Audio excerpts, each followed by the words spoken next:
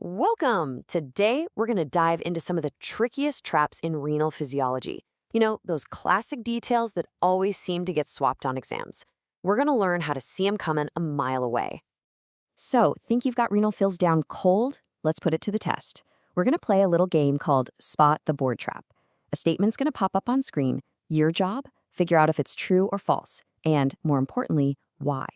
Ready? Let's get into it. Okay, first things first, a super quick refresh. The kidney is just a master of homeostasis, right? It's constantly juggling two huge independent jobs. On one hand, it's meticulously controlling our water and salt to keep us hydrated. And on the other, it's maintaining our body's incredibly delicate acid-base balance. Our traps today are going to hit both of these, and we're starting with how we concentrate urine. So to make concentrated urine, the kidney has to create this intensely salty, urea-packed environment deep inside its medulla. This whole process is called countercurrent multiplication, and it sets up this powerful osmotic gradient that literally yanks water out of the collecting ducts. The whole show is run by one key hormone, vasopressin. And that, my friends, brings us to our very first trap. Okay, here we go. Take a really close look at this statement. You see vasopressin, you see AQP2 channels, collecting duct. It all sounds right, doesn't it? But zero in on the location. Is the basolateral membrane really the right place for all this action? And that is false. If you caught that little location swap, awesome job. This is such a classic trap, and it all comes down to knowing your cellular geography. Okay, so here's the deal. For water to get reabsorbed from the urine, those AQP2 channels have to be put into the apical membrane, that's the side facing the pee, inside the tubule. This lets water into the cell. The exit door, that's on the other side, the basolateral side, and it's handled by different channels, AQP3 and AQP4, which are just kind of always there. The step that's regulated, the one vasopressin controls, is all about that apical membrane. All right, ready for another one? We're sticking with the theme of concentration. But this time, we're talking about urea, the other major player in that salty medulla. Again, vasopressin's the stimulus, we're in the right place, but look closely at the transporter itself. UTA3. Is that the right one for this job? And that is also false. Oh, this one is even more subtle, isn't it? Swapping one transporter for its very, very similarly named cousin. You know, it's so easy to mix these two up because they're both in the same cell.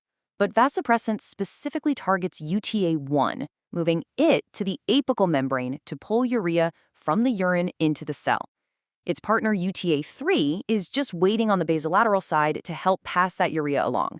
It's another perfect example of the right protein, but the wrong place. Okay, let's switch gears. We've talked water balance, now let's tackle acid-base balance. We're zooming in on those super specialized intercalated cells in the collecting duct, the ones that fine-tune our blood pH.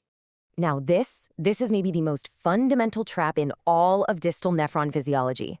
You've got two cell types, A and B, and two functions, secreting acid or secreting base. Does this statement match the right job to the right cell? Absolutely not. That statement has their main jobs completely backwards. If you spotted that one, you've got a really solid handle on these cells. So here's the dead simple way to keep them straight. Just think A for acid secreting.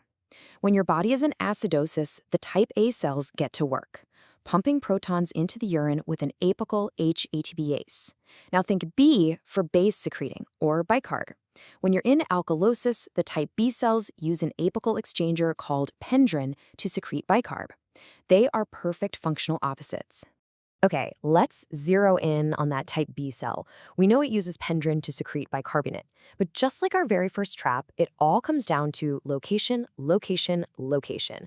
Is pendrin really on the basolateral side? And that gets us our final false for today. We're definitely seeing a pattern here, aren't we?